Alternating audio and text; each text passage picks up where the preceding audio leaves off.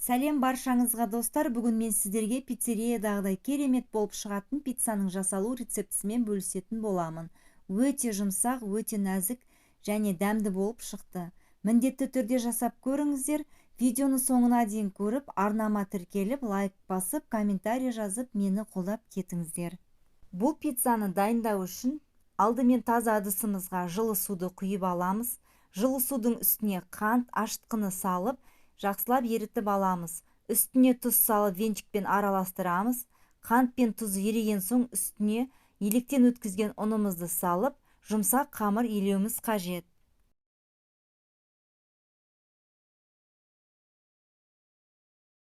Енді қалған ұнымызды салып, қамырды қолымызбен илейміз.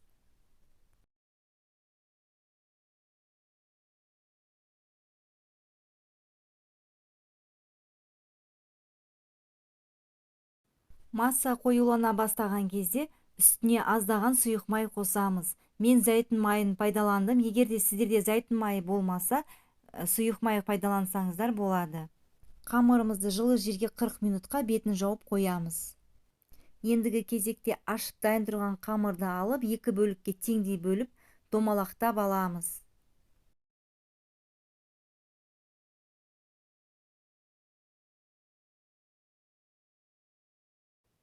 Енді кішкене ұн себе отырып, пиццаның қамырын дөңгелектеп жайып аламыз.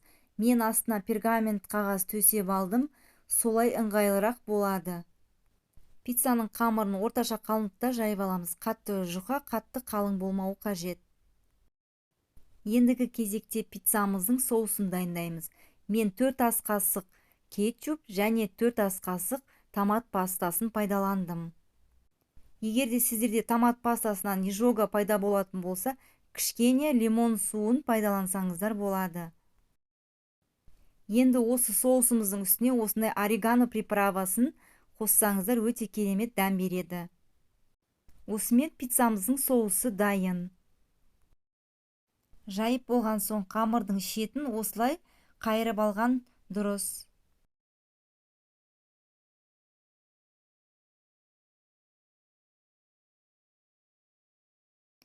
Бір қамырға 2 ас қасық соусты салып, бір тегіс етіп жайып шығамыз. Осы сәтте қамырды вилкамен тесуді ұмытпаңыздар, сол кезде қамырларыңыз көтеріліп кетпейтін болады. Видеодағыдай соусымызды біркелкі етіп жайып шығамыз.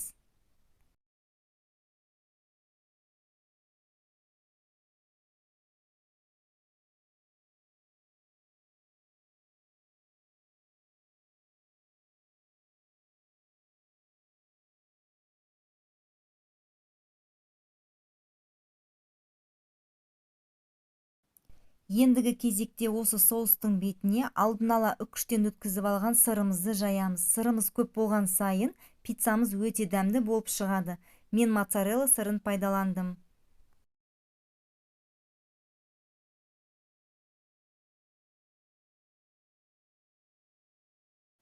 Қалауларыңыз бойынша қызанақ, колбаса немесе тауық етін пайдалансаңыздар болады. Мен қызанақ пен колбасаны, яғни шұжықты пайдаландым. Пицца дәмдірек болсын деп мен үстіне тағы да үкіштен өткізген сырымызды жайып шықтым. Сырымызды бір тегіс етіп жайып болғаннан кейін қалауларыңыз бойынша орегано приправасын сепсеңіздер болады.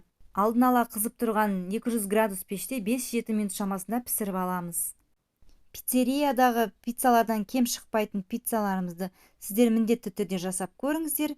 Егерде менің арнама тіркелмеген болсаңыздар, тіркеліп қоңыраушаны басып қоюды ұмытпаңыздар. Сіздермен болған Айнұр, қош сау болыңыздар.